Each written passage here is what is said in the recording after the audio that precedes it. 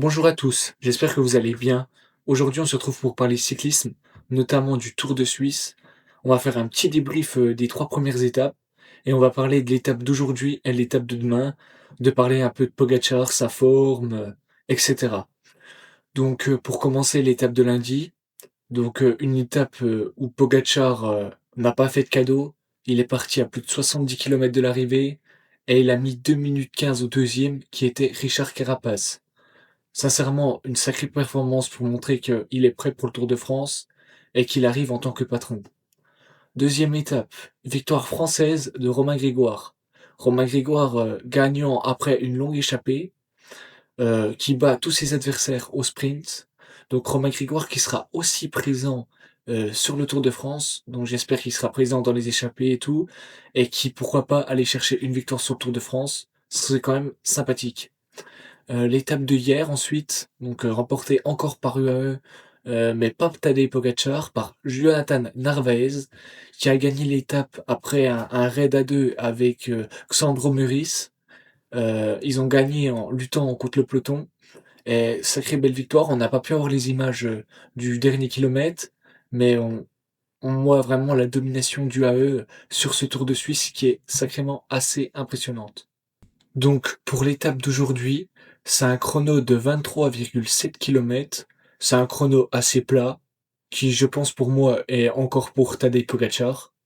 Alors, j'espère aussi voir les performances de Brandon McNulty, qui est extrêmement fort aussi en contre-la-montre. Pour notre Français, Rémi Cavagna, voir ce que ça peut donner, s'il arrive à nous faire un petit podium ou un petit top 5. Il y a aussi Primoz Roglic, qui prépare la Vuelta, pense encore dans un petit moment, mais voir un peu ses performances encore sur le chrono, etc. Ensuite, l'étape de demain. Alors l'étape de demain, c'est une étape de montagne. Elle fait 150 km avec plus de 4000 mètres de dénivelé. Bon, je pense sincèrement que ce sera Tadej Pogacar qui va le gagner. J'en ai presque aucun doute, à part problème mécanique ou pourquoi pas maladie, on sait pas. Mais je pense que sans problème, Tadej Pogacar va la gagner assez facilement. Je pense qu'il va faire comme lundi, l'écraser pour montrer voilà qui est le patron. Parce que avec le Giro de Jonas Vingegaard, beaucoup remettaient un peu les cartes en jeu, disaient comme quoi c'était à peu près pareil le niveau de entre Pogacar et Jonas Vingegaard. Moi, je pense pas. Même avant ce Tour de Suisse, je pense pas. Et sur le Tour de Suisse, Tadej Pogacar est vraiment en train de taper sur la table pour vraiment montrer qui est le patron et pour montrer à ses adversaires et même à ses coéquipiers qu'il est en forme et puis qu'il a pas peur de Jonas Vingegaard tout simplement.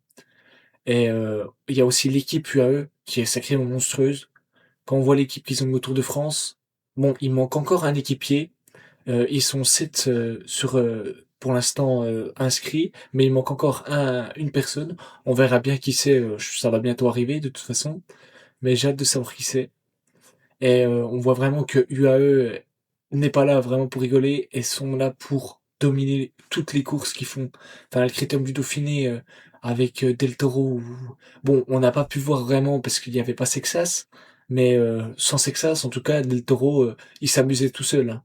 Sincèrement, même Ayuso, qui est un excellent coureur, il a fait bouffer la poussière. Donc, sincèrement, voilà, UAE va être à prendre vraiment au sérieux sur ce Tour de France. Bon, on n'est pas encore au Tour de France, là, on est sur le Tour de Suisse, mais voilà.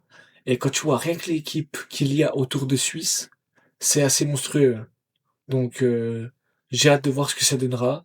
Et je vais légèrement aussi parler du Tour de Slovénie. Tour de Slovénie où il y a un coureur qui est prétendant au top 5, voire au podium sur ce Tour de France, c'est Florian Lipovic. Donc il va se battre avec Giulio Pellizzari. À part Pellizzari, il n'y a pas vraiment d'adversaire.